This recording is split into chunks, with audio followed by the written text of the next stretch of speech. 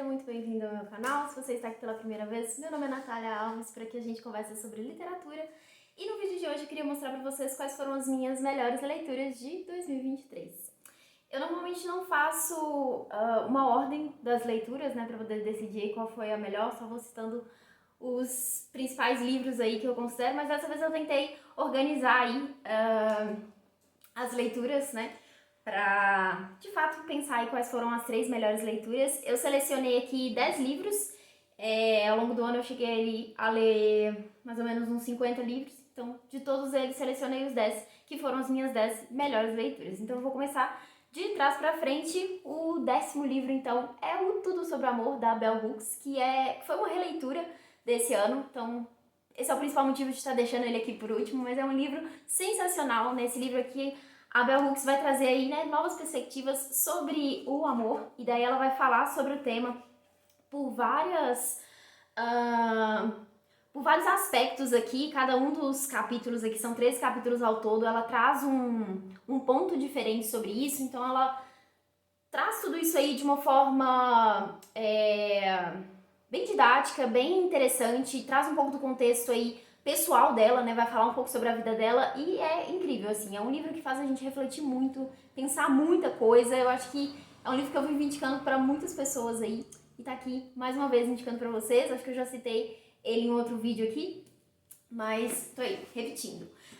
Daí em nono lugar eu coloquei essa HQ, que é Heartstopper, que eu acho que foi o livro que mais me fez feliz esse ano, porque essa leitura aqui é muito gostosinha. É um livro assim pra deixar um quentinho no coração. Eu cheguei a assistir a adaptação da Netflix antes de ler a HQ, mas assim, foi incrível ainda ter feito a leitura depois, porque é muito gostoso. É aquele livro que você lê assim com um sorriso no rosto do início ao fim. Então, amei as sequências também. Então tá aqui só o primeiro, mas vale muito a pena conhecer todos os outros. Inclusive, recentemente lançou o 5º volume e estou ansiosa pra ler também. Daí aqui agora, em 8º lugar, eu escolhi As Vinhas da Ira, do John Steinbeck, que é aí um clássico, né, da literatura dos Estados Unidos. Nesse livro aqui a gente vai acompanhar a história aí da família Joad. O contexto aqui Estados Unidos, década de 30, naquele momento que estava ali uma forte crise econômica. E aí essa família, como muitas outras ali no sul dos Estados Unidos, precisa deixar suas terras, né? Eles já não têm mais ali como viver naquele lugar, e daí eles partem para a região oeste ali com essa promessa de uma vida melhor, de encontrar ali um trabalho. Eles recebem ali panfletos, né, que fazem essa divulgação de trabalhos que estão disponíveis ali. E daí a família toda se junta e parte aí para esse novo lugar. E daí o que a gente vai acompanhar aqui na história é justamente isso, né? Essa travessia deles, né? Essa tentativa ali de chegar nesse lugar e como que eles tentam sobreviver ali, né? E o autor vai trazer aqui várias questões, né? Vai mostrar muito sobre essa desigualdade social, essa precariedade ali, trazendo, né, esse contexto ali dos Estados Unidos, né? Fazendo essa crítica social ali, mas ao mesmo tempo também apresentando a dinâmica da família, né? Então a gente conhece muito ali sobre esses personagens, né? Conhece ali o psicológico de cada um deles, e a escrita do autor é maravilhosa, maravilhosa mesmo. É muito gostoso acompanhar essa leitura aqui, é muito triste, muito sofrido, e faz a gente pensar muito também, né? Todos os aspectos que ele traz aqui. Enfim, foi uma leitura muito marcante. Essa aqui, inclusive, foi uma leitura que eu tinha começado em 2022 e só terminei em 2023. Então eu diria que é um livro para ler com calma mesmo. É um livro bem grandinho, assim, mas não porque seja difícil de ler, mas porque realmente é uma leitura bem densa, assim. Acontece muita coisa aqui nessa história e acho que vale a pena tirar um tempo aí para apreciar essa história. Daí, em 7º lugar, eu coloquei o livro Nem Sinal de Asas, da Marcela Dantes, que é uma escritora brasileira. Nesse livro aqui a gente vai acompanhar a história da Anja Santiago, que ela morreu dentro do próprio apartamento e o corpo dela só foi encontrado depois de 5 anos. Demorou 5 anos para que alguém percebesse que tinha uma mulher morta ali dentro daquele apartamento. Então, assim, a gente vai acompanhar e entender, né, como que a Anja chegou nesse momento, né? O livro, isso não é spoiler, isso já é ali o início, né? A premissa do livro é justamente essa, inclusive baseada num caso real, né, que aconteceu na Espanha. Então, aqui a gente vai acompanhar a história dessa mulher, que é uma mulher muito solitária, né? Ela viveu e morreu na solidão. E, enfim, é um livro muito triste, assim, muito, muito triste mesmo, mas me pegou muito. Foi a primeira leitura que eu fiz no ano e eu amei a escrita da Marcela. Eu acho que ela conseguiu transmitir ali todas as emoções da personagem de uma forma muito, muito tocante, muito impactante, né? Toda a história de vida que ela tem ali e, enfim, eu amei esse livro aqui. Eu já tinha lido um outro livro da autora antes de ler esse aqui foi inclusive indicação de um livreiro quando eu fui dar uma olhada ali e não esperava tanto desse livro, mas aí ficou aí entre as minhas melhores leituras do ano. Daí agora, em sexto lugar, eu peguei o livro Pachinko, que eu tenho aqui essa edição do Intrínsecos, então não tem capa. Foi um livro que eu também fiquei muito absorvida por essa história, que a gente vai conhecer aí várias gerações de uma mesma família, né? O contexto aqui é a Coreia do Sul colonizada pelo Japão.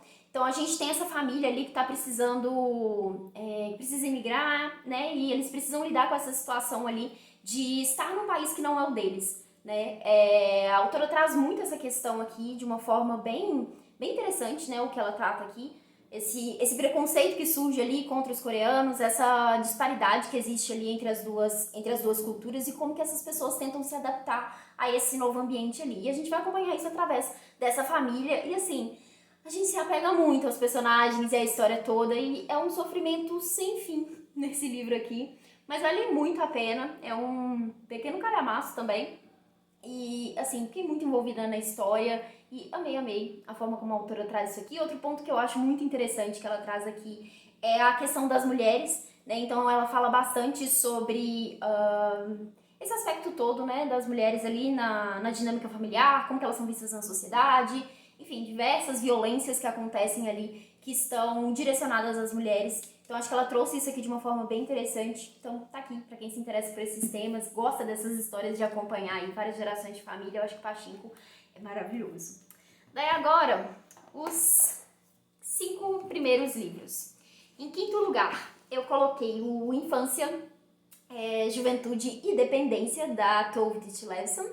Esse aqui já apareceu em outros 2 vídeos aqui, vou deixar linkado aqui em cima para quem quiser ouvir mais, não vou nem me estender muito sobre ele por aqui, mas é um livro autobiográfico, a escrita da Tove é lindíssima, eu fiquei assim encantada com a escrita dela, a forma como ela fala sobre arte, né, sobre a escrita, né, que é o trabalho dela, que é o que ela sonha desde criança, é muito bonito.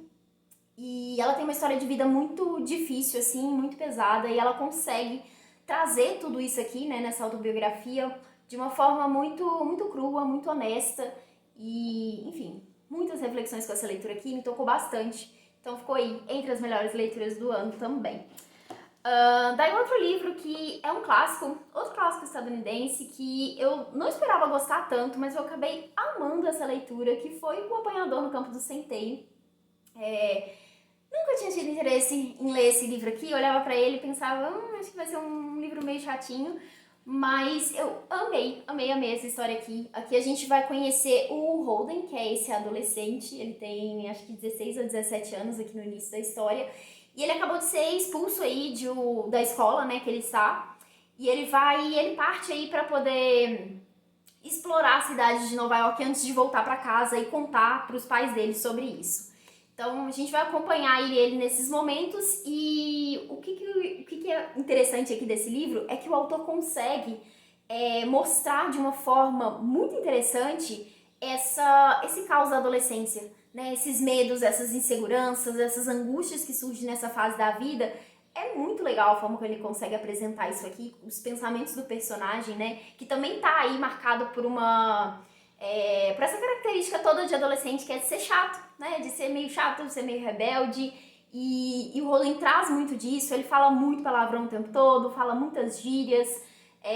Ele tá o tempo todo tentando mascarar os próprios sentimentos, né? Então a gente consegue fazer essa leitura ali, né? Da forma como ele tá apresentando as coisas, contando tudo. Ele mesmo às vezes desmente algumas coisas. Então, assim, eu achei genial a forma como o autor constrói isso daqui.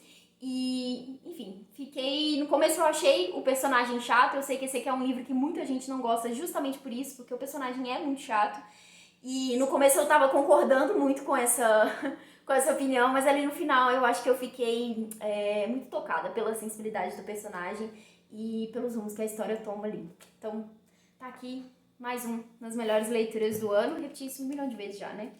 É óbvio que as melhores leituras do ano, tô falando isso no vídeo inteiro. Mas agora, o terceiro livro, eu coloquei o Gabriela, Cravo e Canela, do Jorge Amado. Esse aqui foi o segundo livro do Jorge Amado que eu li. E, ai meu Deus, que delícia que é a escrita dele. Ele consegue contar a história de uma forma muito maravilhosa. Aqui a gente vai conhecer a Gabriela, e eu acho que uma coisa que me decepcionou aí em relação ao livro foi justamente a presença da Gabriela ao longo da história, né? Porque ela não aparece tanto assim por estar no título, mas todos os outros personagens são muito incríveis. O Jorge Amado consegue construir eles de uma forma muito envolvente, a gente se apega a eles, a gente fica ali tentando entender, tentando saber o que vai acontecer, e a narrativa tem muito um tom de fofoca. Então parece que você tá lendo um livro ali, sentado lá de alguém que tá te contando uma fofoca. Daquelas assim, tem muitos detalhes e muitas coisas e várias histórias paralelas que vão acontecendo ali. E é incrível, assim, o autor consegue trazer toda essa questão social ali, né, que ele tá apresentando aqui uma sociedade brasileira que tá lidando com esse contraste ali entre o tradicional e as novas tecnologias que estão chegando ali, e esse embate todo que as pessoas estão vivenciando, os costumes e as tradições, enfim, tem um contexto político muito interessante também, que ele consegue tratar ali de uma forma bem legal. E claro, o desenvolvimento dos próprios personagens, né? As tramas ali que eles vão vivenciando, as coisas familiares, os casos amorosos, tem assassinato aqui também, enfim. É muita coisa e é muito, muito, muito bom. Eu amo a escrita do Jorge Amado, quero muito ler mais dele no próximo ano, inclusive. Então ficou aqui em terceiro lugar, com as minhas melhores leituras do ano. Agora o segundo foi um livro que me surpreendeu muito, que foi o Reparação, do Ian McKean. Esse livro aqui, quando eu escrevi a resenha dele, uma das coisas que eu comentei foi que eu acho que é interessante ler esse livro sem saber muito sobre o enredo, que eu acho que você vai sendo surpreendido ali pelos acontecimentos e é legal isso, sabe? Porque você vai entender se você ler esse livro. Então, assim, não vou contar muito sobre o livro, mas o que acontece aqui o livro é dividido em 3 partes. A gente tem ali na primeira parte uma situação ali que é um crime que acontece. E aí a gente tem uma mentira, né? Esse crime se parte aí de uma mentira que é contada, e aí essa pessoa que conta essa mentira tenta fazer essa reparação aí ao longo da vida dela para lidar com as consequências todas de tudo que ela fez, de tudo que ela contou ali naquele momento. Ela é uma criança, né, nesse momento ali da parte inicial, e aí ao longo do livro a gente vai entendendo, né, aonde que a coisa chegou, né, a partir do que ela inventou ali.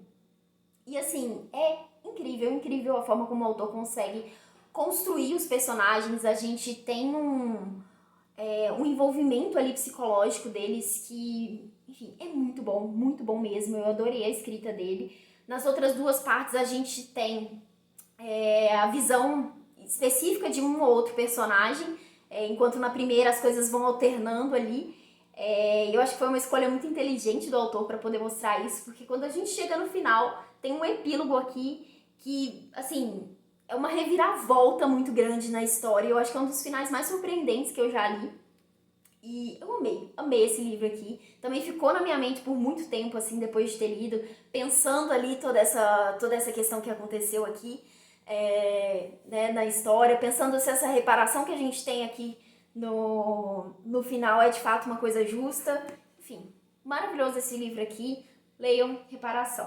E esse aqui é outro que, inclusive, eu também não dava muito por ele, por causa da capa, por causa da sinopse que eu já tinha lido. Mas enfim, é maravilhoso, e eu acho que eu também nunca ouvi outra pessoa que tenha lido esse livro aqui que não tenha gostado muito dele. Agora, em primeiro lugar, eu escolhi o livro Dias de se Fazer Silêncio, da Camila Macari.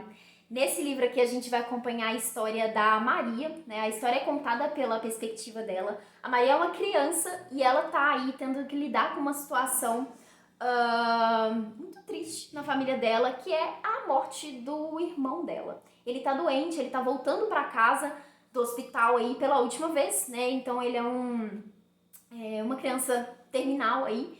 Então a família toda tá se preparando para esse momento, tentando lidar aí com com essa questão toda, com esse luto, e a gente tem aí a Maria, né, entendendo tudo isso, enxergando aí a própria família, a forma como a mãe tá lidando com isso, como o pai tá lidando, como a tia, que é muito próxima ali, junto com o primo dela, e como ela própria tá enxergando tudo isso, né. E assim, é um livro que me tocou muito, muito, muito, muito. Eu gosto bastante de livros que tem aí crianças como protagonistas, né? Sejam narrando ou seja pela perspectiva da criança, como acontece nesse livro aqui. Na maioria das vezes que eu leio livros assim, eu coloco na lista de favoritos, então acho que não poderia ter colocado outro aqui nesse primeiro lugar. Foi um livro que mexeu muito comigo, me tocou muito. Eu fiz várias marcações nesse livro, destaquei vários trechos aqui, inclusive li vários deles no Instagram enquanto estava fazendo essa leitura. E, enfim, eu amei essa leitura, é uma escrita muito tocante, eu acho que eu me identifiquei muito com a personagem aqui também em vários momentos, então tá aqui como a minha melhor leitura de 2023. Bom, é isso, esses foram os 10 melhores livros que eu li em 2023, mas no geral eu diria que eu fiz ótimas leituras, tem vários outros aí que eu poderia comentar por aqui, mas o vídeo ficaria muito longo para falar sobre todos os livros, então tá aqui uma seleção de livros que eu espero que você tenha gostado de conhecer um pouquinho sobre eles e tenha se interessado em ler algum deles, caso você ainda não tenha lido. E é isso. Deixa aqui nos comentários pra mim qual foi a sua melhor leitura de 2023. Vou adorar receber novas dicas pra ler aí, quem sabe, em 2024. Não se esqueça de se inscrever no canal para acompanhar os próximos vídeos, se você chegou até aqui, e deixar uma curtida no vídeo se você gostou do conteúdo. Até a próxima!